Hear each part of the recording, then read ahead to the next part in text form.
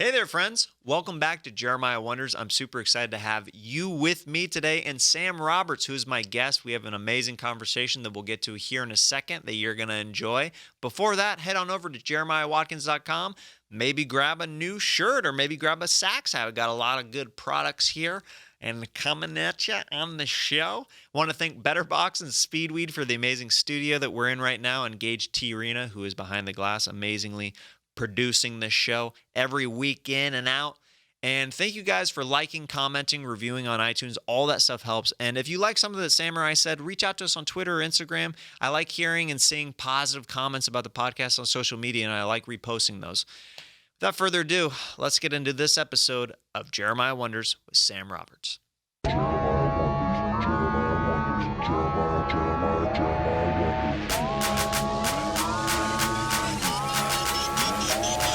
Here we are, Sam Roberts. Thank you so much for joining the show. How the heck are you, pal? I'm great now. Thank you for having me. You're great now. Yeah. Well, I'm getting to do the show. You get to do the show. Yeah, all the anticipation of when will I do the show is over. It's here. Exactly. It's been years of you trying to get on the show. It's finally happened today. You know, we can just relax. We can just enjoy each other now. There's no more stress associated with like the when or the how. It's happening right now. That's right. And it feels right. I think it feels pretty good. I appreciate anytime somebody who does podcasting or radio who do the show, I always appreciate when they have dope setups that's just like, you know, the good sound, the good camera. It's just, it helps a lot with these remote interviews. Yeah, I would like to say I was smart enough, but it's not like I sat there going, yes, and then there'll be a pandemic and I'll need a home studio. So I'll be so glad. But like I built a studio here in my house like 2.5 years ago. Yeah. Like as soon as we moved into the house, I started building the studio. So it's like when everybody was like, well, we can't leave the studio. I was like, well, the first plan at Sirius was they go, so Sam, right now, because it was before anybody really knew how anybody was going to handle anything. They were like, would we be able to move everybody from the show and just have them all do it from your house? And I was like, yeah, the more the merrier. Bring everybody over. Sure. And pretty quickly, they were like, yeah, it's not remotely practical. I mean, why would we have everybody not at Sirius and all in the same room anyway? But yeah, it was here. Like I've had the studio from way before we all had to do this stuff remotely. So I was very happy to just be able to jump on. Yeah, ahead of the curve. What part of the city do you live in now, out on the East Coast? I'm outside of the city. I'm in Westchester. Westchester. Awesome. What kind of a commute is that into New York? It's like a half hour. I mean, I go early enough in the morning, but yeah, it's not bad. I like it out here. Heck yeah.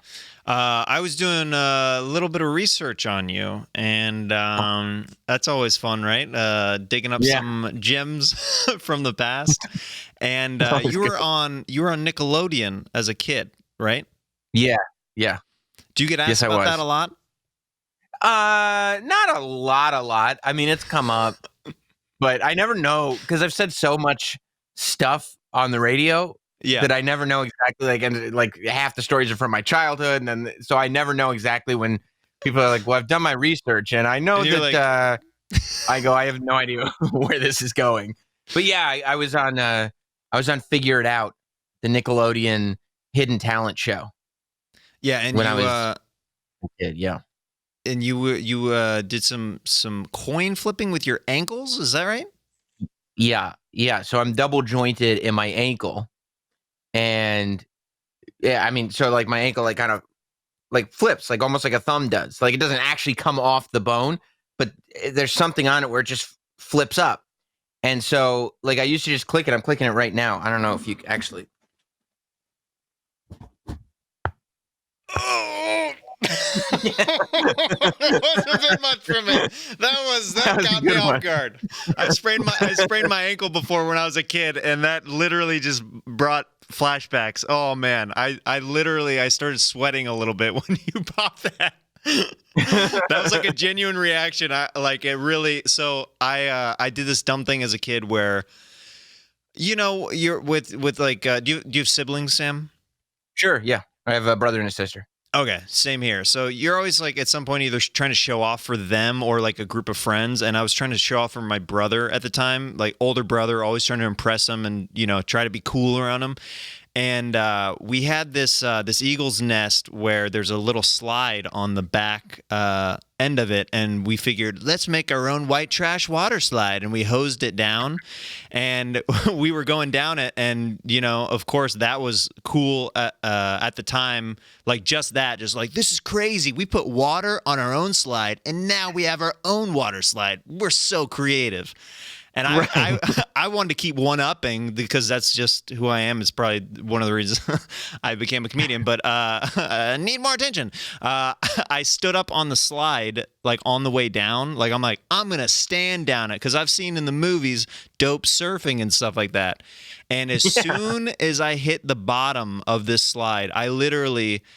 I'll never forget the moment. My legs went completely out from underneath me, and I was floating just like completely looking all at blue sky above me, and then all my weight right on my ankle.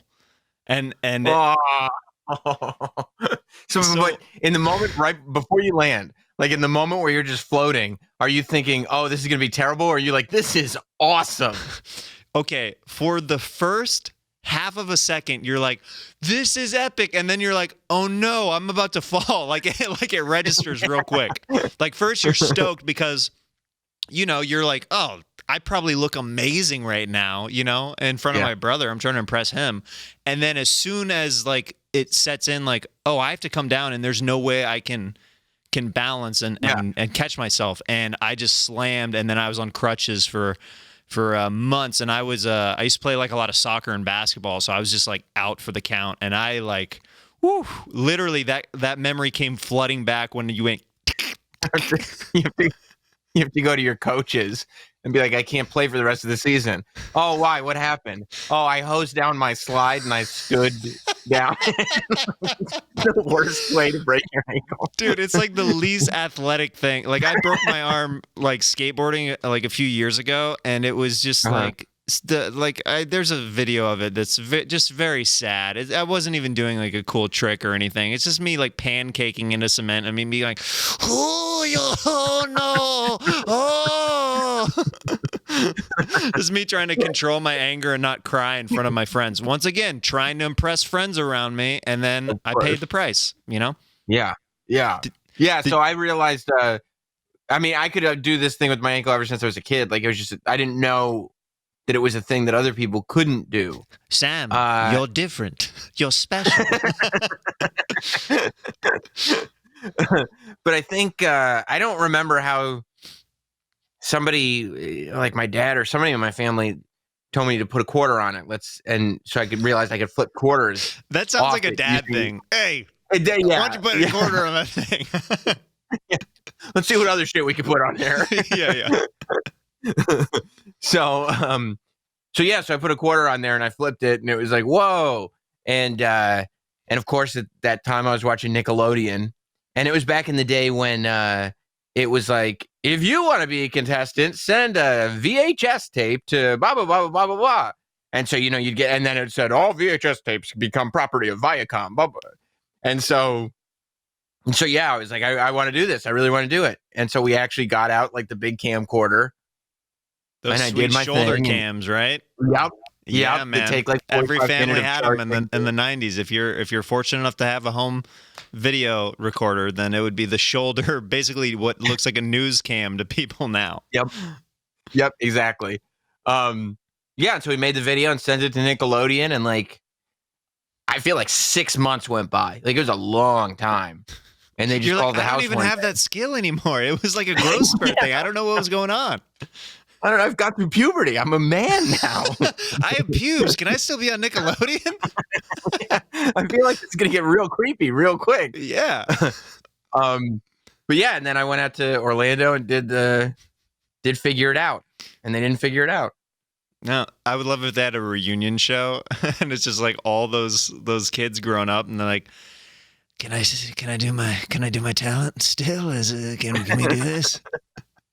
Just to see like the then and now, like where are these kids now? Like, because it's always interesting with childhood like celebrities when they do that, but they never follow up with people who are just like random contestants on shows. Like, what happened to this shopper on Supermarket Sweep? She was going for all the frozen food.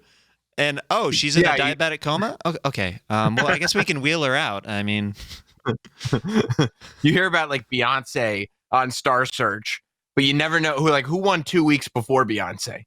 Dude, who was that person? I bet that would be an amazing documentary series, actually. Like the people who basically like almost got it, like, you know what I mean? Like let's say there was another singer who went up against Beyonce, or like different acts, like different comics and stuff like that. That would be fascinating to see the people who almost got it. I don't know. Yeah. And who didn't realize, like, they got that rush, like, oh my God, show business is starting. And they didn't realize that was their peak.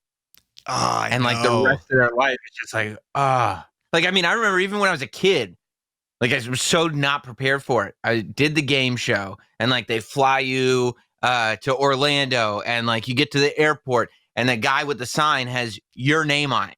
Not your parents' name on it. It said like Sam Roberts on it. That's a big deal, and especially for a kid, because, dude, that just happened for me, like, as a comedian, like, within the last decade, that happened for the first time, like, you know, and I was just like, whoa, this is nuts. So as a little kid, you're like, the power, I'm a star, I tell you. Yeah. And they drive you to the hotel and everything, and then they talk to you the night before, like, here's kind of how it's going to go down, and then you get there the next morning, and you're there for the tapings, and they're doing a whole bunch of shows, and there's all these people with you, and you're seeing them behind the scenes, and you're looking at everything. You're like, oh my God, I can't believe this is how it works. And you see the audience, and you realize that that's the audience. But I'm on the show. I'm special. I'm different. And you go through, this all goes to your head. You're like, the reservation is under Sam Roberts, not my dad, not my mom. And yes, I will be charging things to the room this weekend. Parents, get my luggage. Yeah. Yes. And then we do the show, and they didn't guess it, and I'm just flipping quarters off my ankle, and Nickelodeon celebrities are there going like, that's amazing. And I'm like, I'm amazing. And literally, as soon as the show is finished, they go, all right, van's outside. And they usher us right into a van, and they drive us back to the hotel, and that's all you hear from anybody ever again. And you're just like, oh my God. Like, I had you don't have any concept at that age that if you're going to hit a high like this, there's a low right after it. Dude. And you're not, like, I was not ready.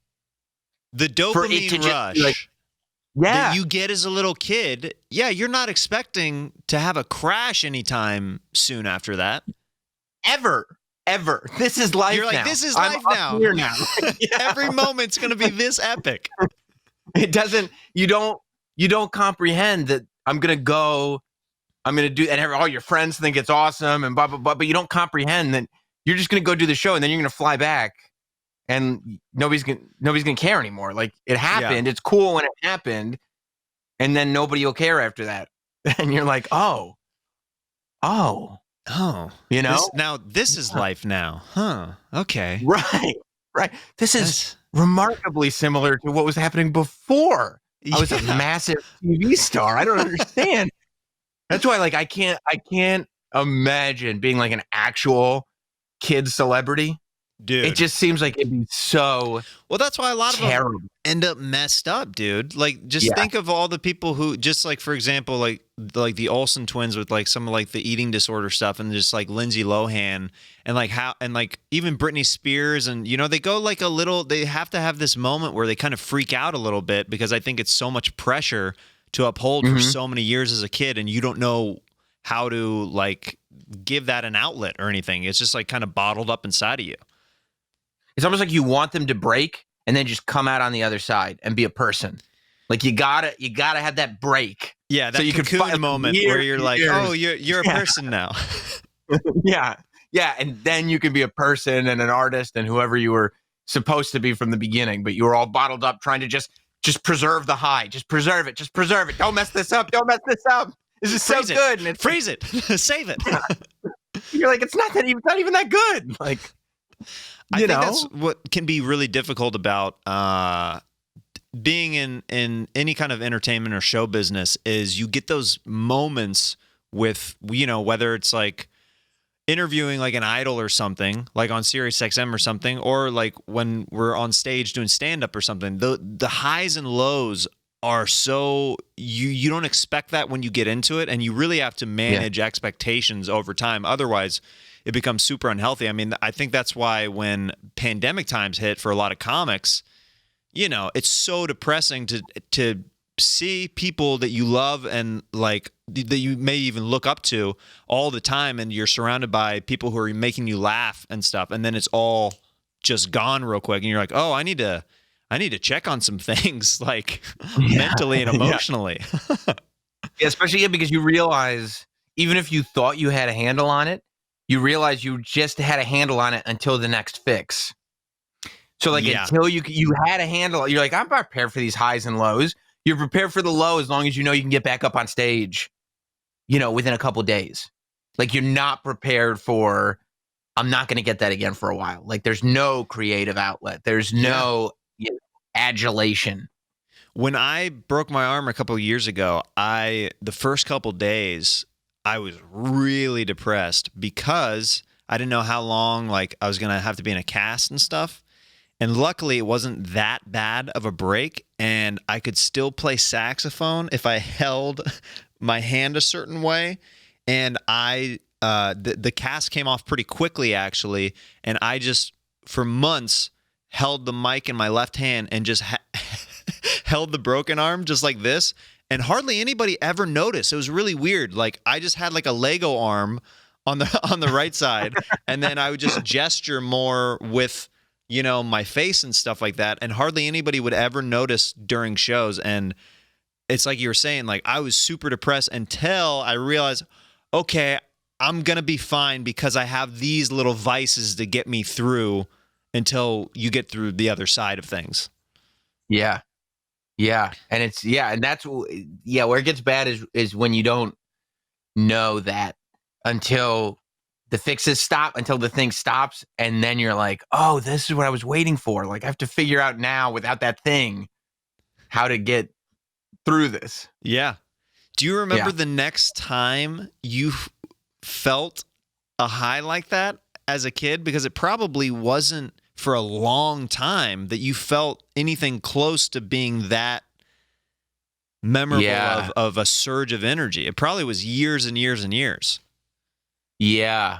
I mean, you know what? It was probably senior year of high school.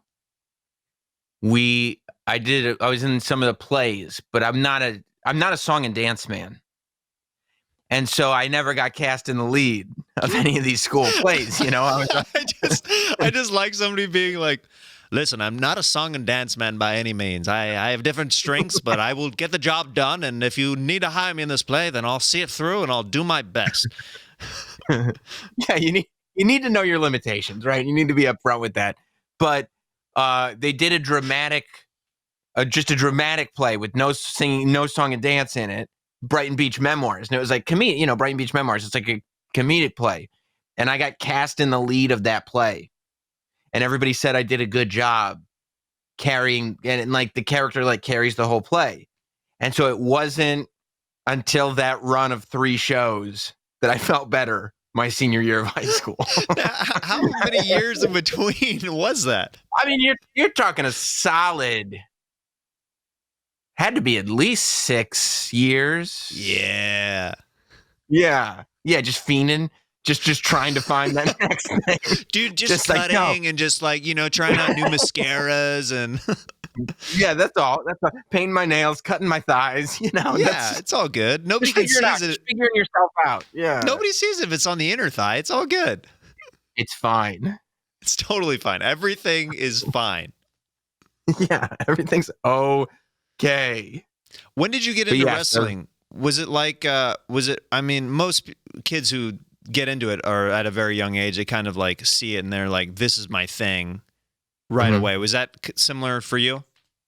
Yeah, like 100%. I was so young that I don't remember actually getting into it. It was just my thing. Like I liked I mean, as a little kid, I liked He-Man and Thundercats and Ninja Turtles and wrestling. Did you And then have eventually the action figures and stuff growing up? Oh, yeah. Yeah. Yeah. Big time. I still have most of them.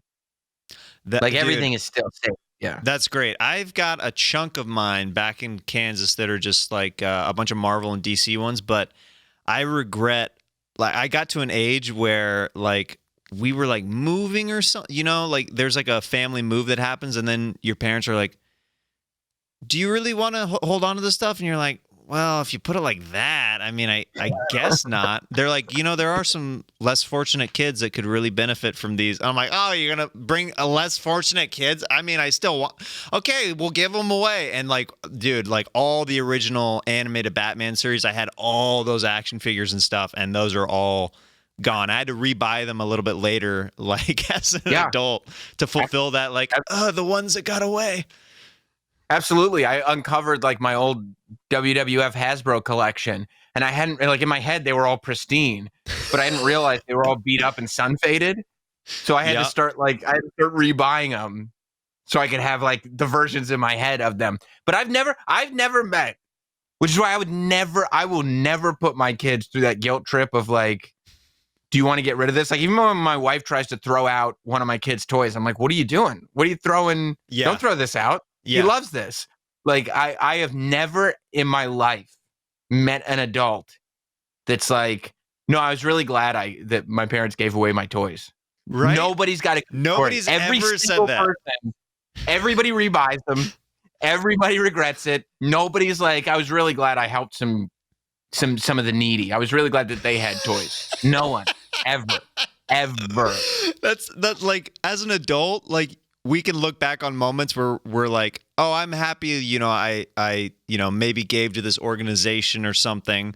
But like, as a kid, like, you're right. You never look back and you're like, I'm so glad I was giving as a child to other kids. It's like, no, now I don't have that to experience for the rest of my life.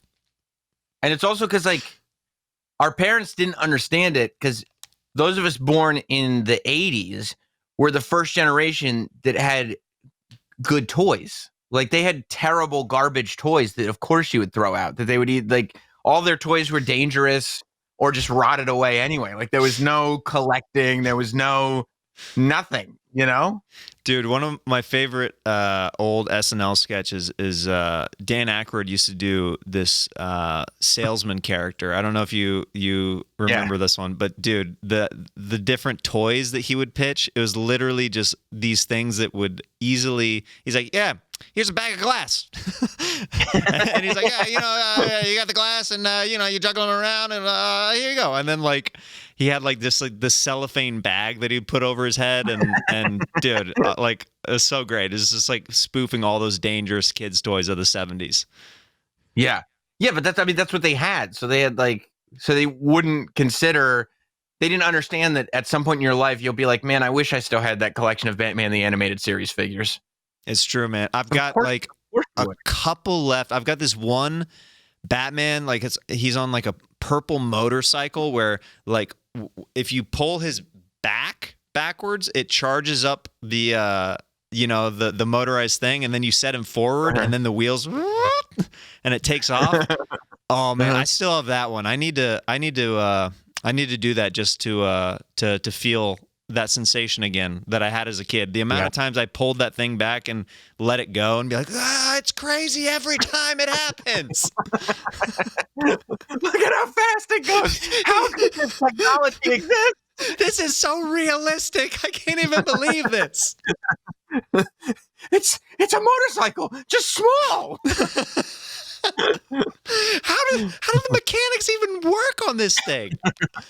You're showing your parents, going like, you gotta see this, and they have the same interest. Okay, yeah, cool, man, cool, buddy. Yeah, keep it up. All right, I think we got a slow one on our hands. Do we handle this now, or do we handle this later? Do we just let them kind of be? Yeah, I remember when, because I collected action figures for a while as a kid, and I remember it was a big deal to me when Sam Raimi's Spider-Man came out, because those action figures were some of they were like superposable. So like, yeah. they had like all the fingers and stuff that you could move. And I was used to more of the blocky kind of Batman figures growing up, and it blew my mind. I'm like, their fingers can move like ours? This is insane. Like, what is happening right now? This is exact. this is like a human person, but small. Yeah, I remember. Yeah, I mean, and it was like it's a real progression. Like the first wrestling action figures, quote unquote, didn't move at all. They were just these big hunks of like hard rubber that if you threw them at somebody, it would give them a concussion. Like, oh yeah, they're heavy. And then and then they would come out and like their arms could move, and you'd be like, oh, this is amazing. And slowly but surely we get to the point where it's like they have like little abdominal crunches and 38 points of articulation. But also, like, I look at there are action figures today, like wrestling action figures today. Like, I'm buying them still. And when I buy them, I'm like, I don't think I would even enjoy this as a kid. They're literally just making them for adults now. Yeah. It reaches a point where you're like, there's not fantasy anymore. It's just like, oh, this is just this is a realistic 3D printing laser cut of a human being. It almost becomes more creepy at some point that it's so realistic. Yeah, it's like it's like a modern. They just released a 1970s superstar Billy Graham figure, and I'm going like, yes, and I bought it. And I'm sitting there and I'm opening it, and it's like got all this articulation and it looks perfect, and I'm setting it up to display it just right. And I'm going, what kid in 2020 is like, if only I had a 1970s superstar wrestler Billy Graham in my collection? Like, who's asking for this other than me? Now, I grew up super religious, so when you said Billy Graham, the superstar pastor hit my mind immediately, and I was like, you have an action figure of superstar pastor Billy Graham? Am I not onto something that I should be? Yeah, I need that. That's the one your parents wouldn't make you give up. Yeah, exactly. But knowing my dad would see it as like, technically that's a false god before you. You should be focusing on God and not the sender of the message. Like, he was super anti Harry Potter when it came out, because there was like I don't know if it was, I don't think it was NPR. It was probably like there's different stories being covered about how it was about witches and stuff like that, and my dad's like, absolutely not, not. So he couldn't have been thrilled with your infatuation with the Dark Knight. Oh, I mean, Batman is, or was the darkness over his head, like he didn't realize? Like, my parents, the way they discipline me, like when I look at it like on a macro level, it makes zero sense sometimes. Like Batman was fine, but I remember having do you know the character Black Cat? Sure. How she's like kind of busty, and dude, I had a calendar that I had on my wall with different Spider-Man heroes and villains from Marvel, and it got to July or whatever, and it was like Black Cat all busty, and my dad, I remember he coming in, he was like, what is this garbage? Rips it off the wall. Like, hey, that was 1 month. Yeah. He's literally the dad from the Twisted Sister video. Yeah. Taking everything down. So like, my dad was basically like what the Beastie Boys interpretations of parents were. Yeah. So then how do your parents like deal with you now when you're going on Comedy Central and being like, oh, Mom, Dad, they're not going to air my skit because I was blowing this guy on Comedy Central?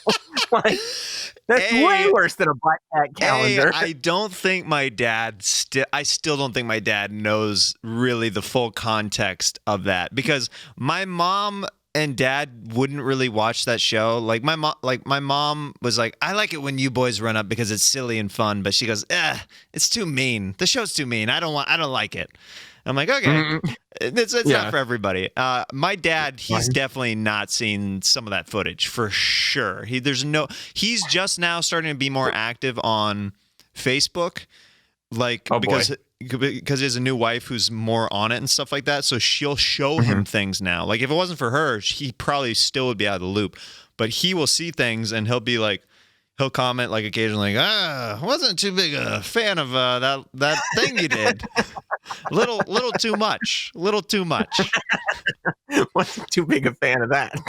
Yeah. Like, okay, thanks for contributing that, Dad. I mean, dude, my parents I do appreciate, they're very face value with everything, where if they don't like it, they'll be like, not your best.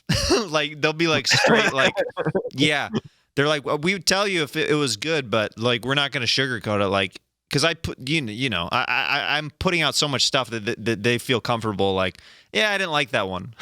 It's not like I'm doing one thing every 6 months and I'm like, Father, do you like this parody music video that I did? Right. Like, no, right. Yeah. You're like, yeah, there's like 8 things a week. So you're like, all right, you like this one? All right. You like this one? Yeah. And eventually it's like, yeah, that's pretty good. Were your parents strict growing up, or what kind of upbringing did you have?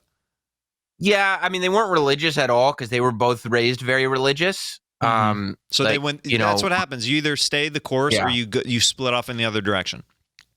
I don't know if that might have been what brought them together, because like my grandfather on my dad's side was a Baptist minister, and my mom's mom like lived in the church, so like it was super religious, but they were big time like on it as parents, like hyper aware of everything going on. My dad was definitely super disciplinarian, but not. Did you get the belt or the switch or anything like that as a kid? No. There were a couple spankings, barehanded spankings, but there was definitely like my mom telling us as kids that she used to get the switch so that we could, we should really be pretty pleased that that's not happening to us. Oh, yeah. And I was like, yeah. Like what I went through, you don't want that experience. Right. And I was like, all right, fine. You're right. Now, will you, like as a dad, will you do the spanking thing eventually, or will you be, you know what I mean? Have you thought about that? I mean, yeah, I can't see it happening. It just doesn't feel current anymore, productive, right? Or current. Yeah, it just feels yeah. The whole thing, or current either. Like it just feels like a relic. Like it feels like this is what people used to do because they didn't want to watch their kids. So you just like scare them so that you could just be like, no, I don't think he's doing anything bad because I'll, beat him up if he does do something bad. As opposed to just watching him and explaining, don't do this because that, and then you watch him to make sure he doesn't do it again. Like that's kind of more where I'm at. Like I just keep my eye on him and also, I feel like I would feel horrible. Like I don't even like upsetting him. I mean, you got to yell at him sometimes, but I feel like if I'm sitting there hitting him and he's crying, I'd be like, I'd feel like a terrible person.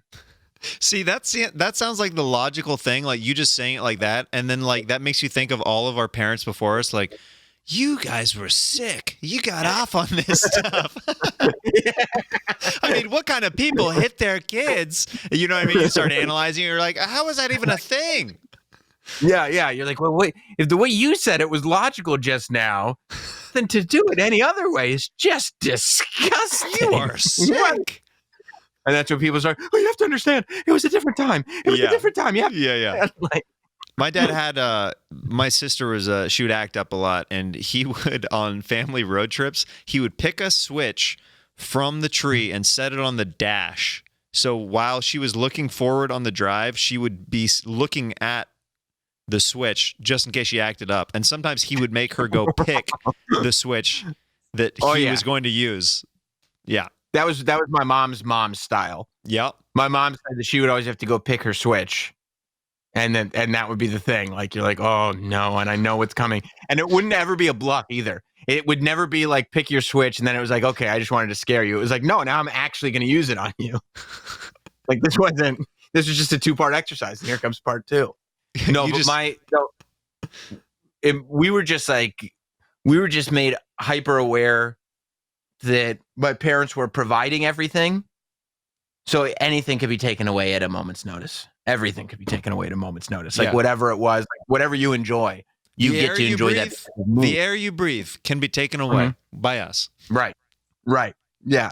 And also, my parents were, especially my dad, well, my mom too. My parents were both very good at maintaining punishment. So like, and I find it odd that like as I got older, I knew a lot of parents would like punish you in the moment, and then you could kind of talk your way out of it, and kind of it Yeah. wouldn't be as bad later on. But like, if my dad was like, if you get anything less than a C, you can't watch wrestling for 3 weeks, and I'd get like a C minus. And I go, it was just barely. And he's like, right, it was just barely. You can't watch wrestling for 3 weeks. Ooh, yeah. And I get like A's for 2 weeks in a row.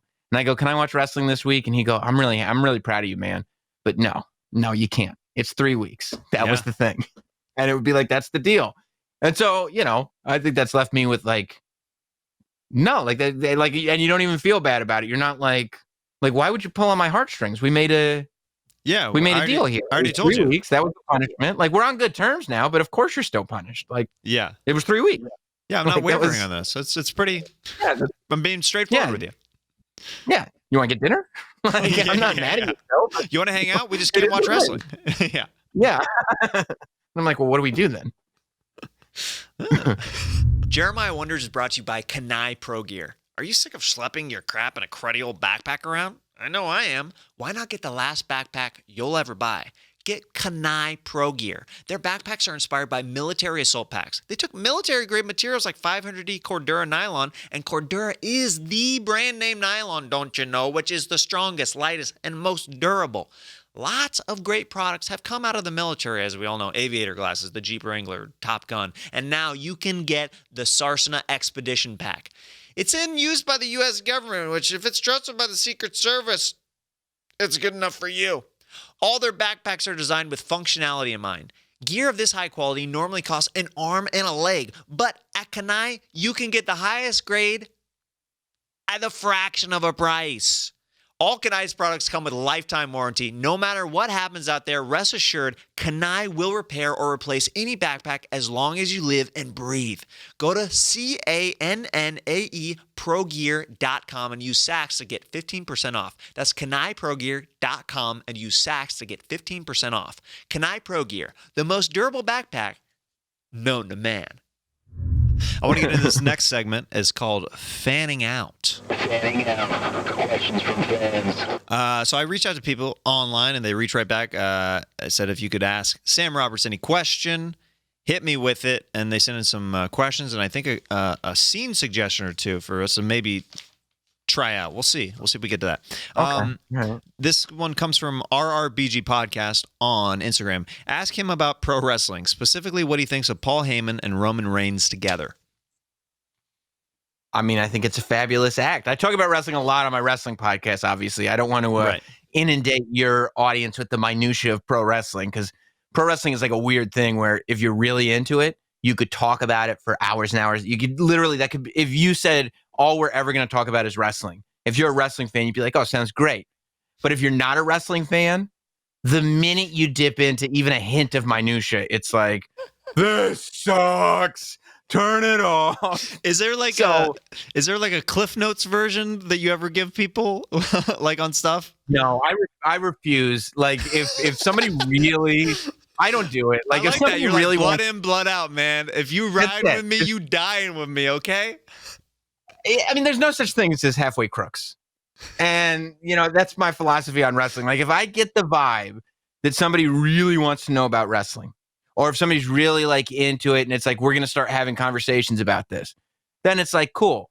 But if somebody's like, so what's the deal with this wrestling stuff? I'm like, what? Like, I don't even have the energy to get to that. Like, if you really wanted to know, you wouldn't even be asking me. If you really wanted to know, you would go on YouTube. You would find out. You'd turn find it on. Your wrestling it's show on every night.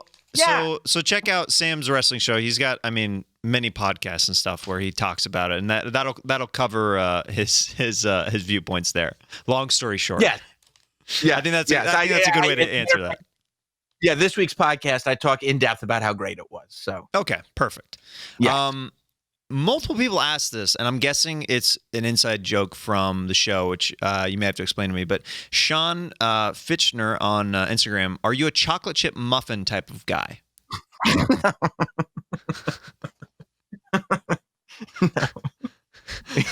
This got a real big laugh from you, so I'm very curious the backstory behind it, because multiple people said some kind of question like this. Because it's those little things that like you say in the moment. Like, I don't know, I get really annoyed. I don't like stupid questions, and I don't like small talk that is clearly like you're not invested in this conversation. Like, don't try to get me invested in a conversation that you're not invested in. That's why I don't like the wrestling question, because I know you don't care. I feel like you're being condescending, and I don't like it. Right? So it was one of our ex-staffers on Jim and Sam. He was like going out for breakfast. He was like, "Can I get you anything? I'm going down to Starbucks." I'm like, "Oh yeah, I'll get like a cold brew or whatever. And can you grab me a chocolate chip muffin?" I was just hadn't eaten before I left the house, whatever. And he goes like, "Oh, I didn't know you were a chocolate chip muffin guy." I'm like, I was furious. You just saw red. You saw red immediately. Yeah. I was like, that's got to be the dumbest, most unnecessary response to a statement I've ever heard in my life. Why would this conversation? And it's not even like I'm saying I'm above talking to you, because I'd be perfectly happy talking to you about anything else. But there is nobody on the planet that I want to follow that statement with. I don't want to talk to him about it. So yeah, so I ended up going on the air and talking about it. Yeah, so this is really awkward, man. But he's actually calling into the show right now. I'm gonna patch. Yeah, I'm gonna patch him through. Okay. Oh, okay. Hey, Sam. Hey, buddy, how's it going? How the heck are you? I'm good, man. How are you? It's good to hear from you. It's great to hear from you. I appreciate you calling me. So, yeah, no, I don't think that. Okay. So I was just wondering, what are your thoughts on weather? It is weather. It's weather. That's what my thoughts on weather are. It's weather. Mm-hmm. And would you say you're a Hulk Hogan fan? I watch wrestling. It's just a stupid question to ask. Did you see that Undertaker match 3 years ago? Which one? WrestleMania. Which one? WrestleMania. The WrestleMania. Yes. I saw Undertaker at WrestleMania. Yes. Hey, do you think it's real? Yeah, man. Yes. Yep. I think it's real. Yes, I do. Yep. 100% legit. Oh, cool. Now I'm going to be making a run to Starbucks. I know you're a chocolate chip muffin kind of guy. No, I just because I asked. Once that's said, that's set in stone, Pally Wally. It's one of those things where once you say it like that, I associate that with you now. You're chocolate chip muffin Sam to me the rest of our relationship. That's why we don't have a relationship, man. That's why we don't have one. Well, you can't say I'm not trying, because I hit you up on the text, I hit you up on the email, even the Facebook Messenger. No, I get them. I get the messages. Yeah, I get them. Oh, you do? Okay. Yeah. Hey, what do you think of beards? Beards are fine. It's we just lost him. I don't know what happened with that guy. God. I don't know if you dumped him. Did you dump him on your end? Because I hit my dump button. Yeah, it was just too much for me. Yeah, I saw you getting actively worked up. So I'm glad that you let him go. Yes. He asked you if you were a Hulk Hogan fan. I mean, what kind of a question is that? Any wrestler, stupid question. Any kind of wrestling fan, of course, loves Hulk Hogan. But it goes even deeper than that. I hear that question and I go, this is a guy who doesn't know anything about wrestling that is trying to just have a conversation about a thing he doesn't know about. And it's like, why? We could talk about anything. He's like, you see that Andre the Giant documentary? You think he was really that big? You think he really pooped in those buckets? No, they made it up for the doc. They made it up. No. It's a fantasy. It's sci-fi. Yeah, that's what it is. Yeah. Yeah. But those conversations drive me insane. Well, when it's also, like, this isn't a real conversation that we're having in our right business, now. It's kind of unavoidable a lot of times with what we do, especially like prepping for shows or whatever, or getting off stage or after shows, just like there's always a moment where you're like I think that now people have the cell phone to automatically kind of go to kind of like, it's kind of their signal, like, oh, I'm kind of checking out of this thing, like you know what I mean? But before, Yeah. like in the 20s, like you just sit and look at each other, and there wasn't good outs for conversations. Like there wasn't oh, I got to take this or anything like that. You just had to be kind of stuck in a room with people. But like, imagine if you had a joke about Mr. Pibb, right? And you wrote that joke, you've been telling that joke for 2 years, and you get off stage and somebody comes up to you and they're like, hey, you like Mr. Pibb, huh? And you're like, no, man, it was just funnier to say than Dr. Pepper. Like, I wrote it 2 years ago. I don't know what to tell you here. Give me a break, please. I don't want to. Yeah. I don't want to do this right now. This wasn't, you just saw the thing on stage. Like, that would be like going to, like, James Hetfield and being like, trouble sleeping, huh? Call the Sandman, am I right? Like, what are you talking about? What are you talking about? Some people want some kind of conversation, they're more comfortable with that rather than just a smile or a nod or silence. They want to try to connect in some way, even if it's like to get some kind of energy going, I guess. But we can connect. If we just have a conversation like people do, we can definitely connect. I'm not against connecting. I'm against false connections. When you build these connections that aren't based on anything real because you want to skip 3 steps. Right. You're like, drives me crazy. Don't do me like that. This comes from Mr.Mostlyleg on Instagram. Did you really take growth hormones in high school? I think into high school, yeah. I don't know if I was, I probably stopped around freshman year. But yeah, as a kid, I took human growth hormone. Yes, because I was very small.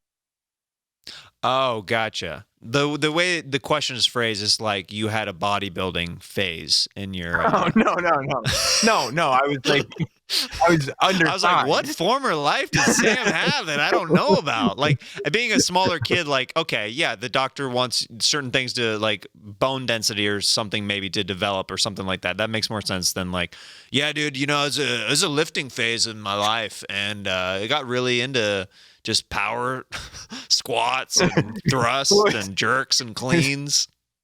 I was one of my buddies who was a wrestler in high school was like, bro, do you know if you had been lifting while you were taking the HGH as a kid, do you know how big you would have gotten, bro? You should have done it. I'm like, I wish I had known then what I know now. I mean, HGH would be a great wrestler name. Weighing in at 722 pounds at the ripe young age of 19 years old. Yeah. No, I took HGH because I was undersized, and I went to the doctor, and they were doing all these X-rays and stuff, and they were like, "Look, I mean, he's healthy; he'll be fine." But he probably won't grow to be taller than 4'11". And I was like, I mean, even at that age, I'm like, no man in any situation, there is no business where a 4'11" man is taken seriously. It's never happened before. There's never been a 4'11" man who has been taken seriously in any form of business or personal. There's a 4'11" man listening to this podcast somewhere is like, what do you mean? What do you mean you don't take me seriously, Sam? Come on. It just, like, I might take him seriously as a person, but you can't walk into a boardroom. You can't be an entertainer. You can't be anything. I mean, Tom Cruise is like, what, probably like 5'5", 5'6"? He's 5'5", and he's I think, yeah. He's 5'5", and people are like, bro. Like, the first thing you hear about Tom Cruise is, you know how short that guy is? And he's 6 inches taller than 4'11". Can you imagine? Can you imagine a 4'11" Tom Cruise in the exact same action movies? They already had to shoot it differently for a 5'5" guy, but a 4'11" guy, all those running scenes, like, dude, I mean, I can see your little legs like fluttering. It's not working for me. Like the lifts on your shoes are as big as your calves. Like they're way too big. Like you can't. Everybody can see them. They don't blend in at all. I wonder if that's when Tom Cruise got into Scientology and they're like, "You can have anything you want, Tom, anything," and then he's like, "Make me a real boy," and then they're like, "No, anything but that, Tom." He's like, "I just want to be taller." It's like, "No, you have everything else." He's like, he's like, "We own your soul now." But yeah, so I didn't want to grow up to be 4'11", so I'm not. I mean, which is great. That makes sense. That makes sense for sure. I like this question. It's an inside question from back in the day at one of the episodes of the show. At Ricky Clark 215, was the up and down game with Bobo and Patrice real? Did he get hard from sexual talk for real? It's hilarious and a go-to when remembering Patrice and how crazy that show was. It was 100% real. Not only it was 100% real and unscripted. Like it was not. It was yes. It was 100% real. And to the explain point to of people a little bit of context for what this question is surrounding. Well, Bobo, he was a guest on this show. He was like our one of our wacky guys that would come in. He's a big fan of the show, and it just had a hilarious disposition. But he would come in, and he had some penis problems. Like he had several surgeries performed on his penis from a young age. So that had come up before, I believe. So far, my favorite quotes from you is, "I'm no song and dance man," and he had some penis problems. He did. It's unfortunate, but and you know, it is. Nobody has taken any 4'11" man seriously. Those are my favorite sound bites from the show so far. Continue. Sorry. Continue. That's good.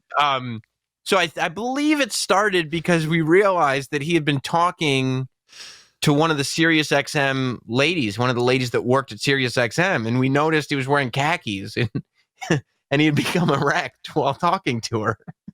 And we were like, and this was not even on the air. We were like we had to pull him aside. You're like, Bobo, man, what are you doing?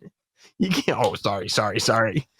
And so we brought him on the air, and Opie and Anthony and Jim started talking to him, and they quickly realized that he could become fully erect and aroused within a moment's notice, just talking about sexual stuff.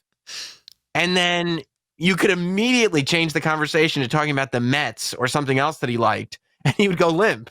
And then you could bring it back to sexuality. He'd go right back up, and then go right back to the Mets. He'd go back down, and you could sit there for hours just watching that thing go up and down. I mean, that's a fun game show. That is a very fun game show. Yeah, I mean, I think that especially with all the streaming platforms we have now, I could easily see the up and down game becoming a household hit. Can we pitch this to Quibi together? I feel like we could, and then maybe the two of us design the home version. Yeah, so we could sell that. Yeah, of course. Yeah, do it from the luxury of your own home. Right. Contestants will also receive a copy of the up and down game, the home version. Do you have penis problems?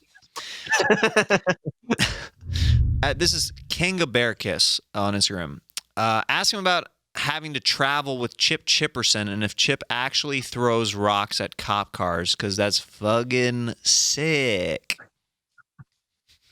It is fucking sick. I've never seen Chip throw rocks at cop cars, but I have been on road trips where I thought I was there with Jim Norton, but it'll be like, we'll be driving home from one of his gigs, and it would have been like probably 3:00 in the morning, and somehow Chip Chipperson just takes over and starts driving through the streets of Manhattan, and Chip loves to honk the horn of the car. So he likes to weave through the lanes and honk the horn a lot. And yeah, he was doing a lot of that very late at night in the middle of Manhattan.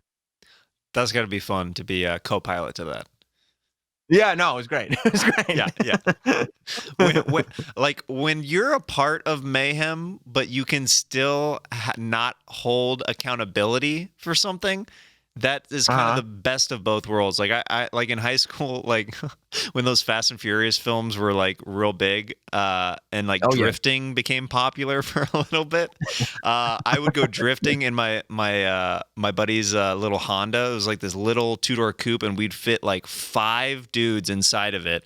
And he would go like around light poles and stuff like that. But we like almost like T-boned like so many things just from him. It's a high school kid thinking that he knows how to drift and stuff.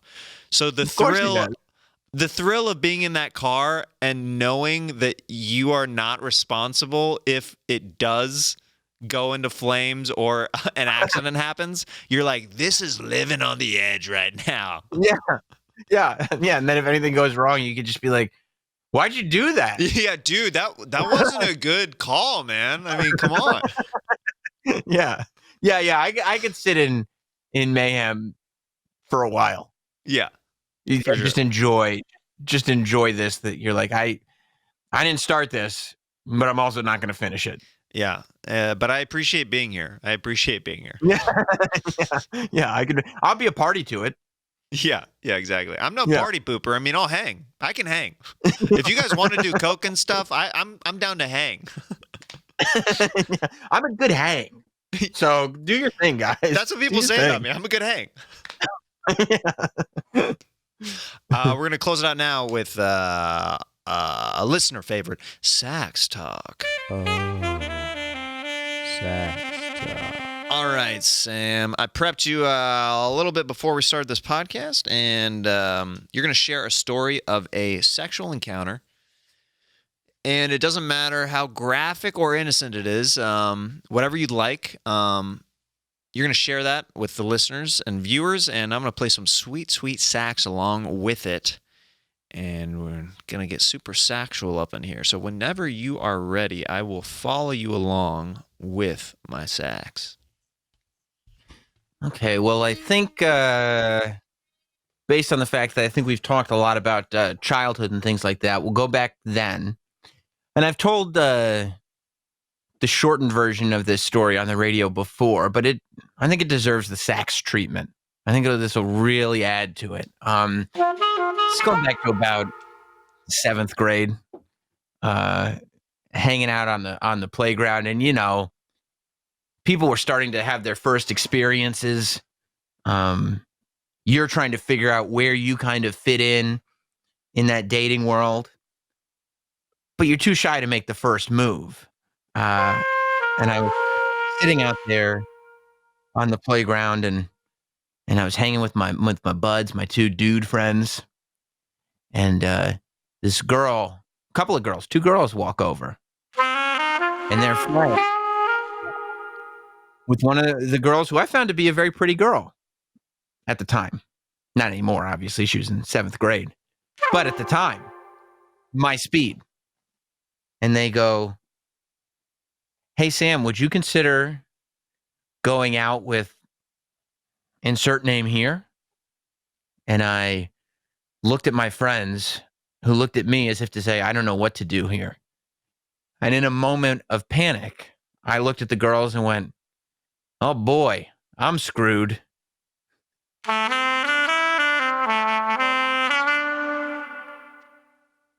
the girl said, you're screwed? And I went, yep. And they went, okay. And I went, yep. And they said, all right, we'll see you later. And they walked back to their friend. And following that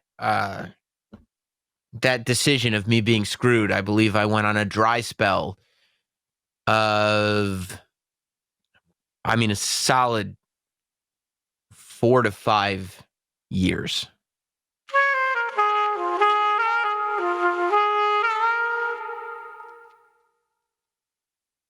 That was nice.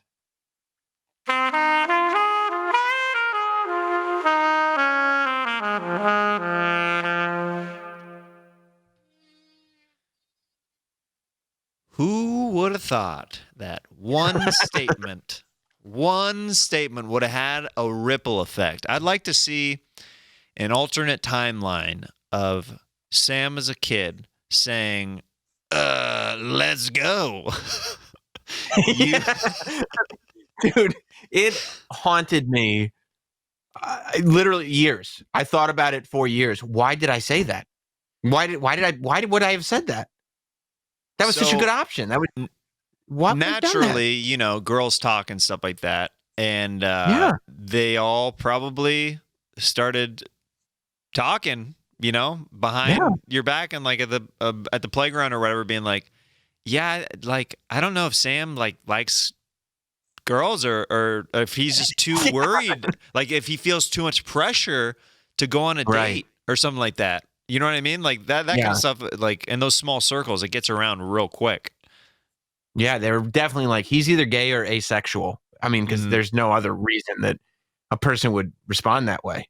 I would love to meet a truly asexual person and just talk to them about what that's like, because that's so interesting to just be like, yeah, I don't like Yeah, anything I really. always- Like I don't really identify with liking any sex or gender or anything. I'm just more like, I don't know, like do those people, like when they're asexual like that, do they literally not masturbate or anything and they're just like cool with it? Yeah, I always wonder if it's something where they just didn't quite get out of that weird phase where they're just not quite ready to start dating. It's one of those things where like, well, I just never started, and so it never appealed to me, and so I just don't. Like I think it's fascinating too. It's because you would think like just some kind of desire would have to be in you, right? You would think. I mean, like I Yeah. didn't have many girlfriends in high school, but it was one of those things where your boy was horny all the time. Yeah. No, I was similar in the fact that like I was way too nervous to talk to any girls, but I would sit at home and think about the things that I would say to these girls eventually. Or maybe I'll write them a note, or maybe I'll say, and you'd think about like, this is going to be the first move. This is going to be the first move. And then you realize it's June and the entire school year has passed. You're like, well, let's chalk this one up to a defeat and get ready for next year. You're just an old man with a Rip Van Winkle beard and be like, what happened? I should have made my move. Yeah. I remember at some point, now it didn't actually get to this. Like I did finally start dating in high school, like towards the end of high school. But I remember at one point I was like, okay, here's going to be the plan. I'm going to go to college and I'm going to completely reinvent myself. I'm going to be a totally different person because I think I'm going to have to scrap up all of high school to a loss. Now, luckily, I didn't have to do a weirdo like reinvention. Like I could just be myself. But there was a period of time where I was like, yep, that's got to be the plan going forward because this is not working out. Is Samuel present? No, my name is Samuel. It's pronounced Samuel. Don't worry. And they're like, oh, this character's not working? Okay, sorry. Scrap that. Right. I'm gonna have to transfer schools. No, new character. Yeah. That's fun. The idea of somebody who can't figure out what character they want to be, and they just keep transferring from school to school to school. Yeah, can I bring my credits with me? Yeah, what if I call myself a different name? Can I still, the credits still work? Okay, great. Yeah. Do I get to use this preferred name slot at every school that I go to? Yeah. I could change that every time, right? Yeah, right. Totally. Yeah. Well, dude, it's been awesome gonna chat up with you for a bit, and it's been a fun kind of nostalgic episode with you of childhood and fun. And is there anything that you want to plug or anything before you go? You could hit up my YouTube at Not Sam on YouTube. Jim and Sam, of course, every morning on Sirius XM. And then if you are looking for the wrestling stuff, Not Sam Wrestling is the podcast and YouTube channel that comes out every week. Heck yeah, dude. Thanks so much for joining the show. And man, loved having you on. It was great talking to you today, dude. Yeah, this is great, man. Thanks for having me. And what are your thoughts on oil in wrestling? Do you like that, or is that a no-go, or? It's fine. It's fine. See you, buddy.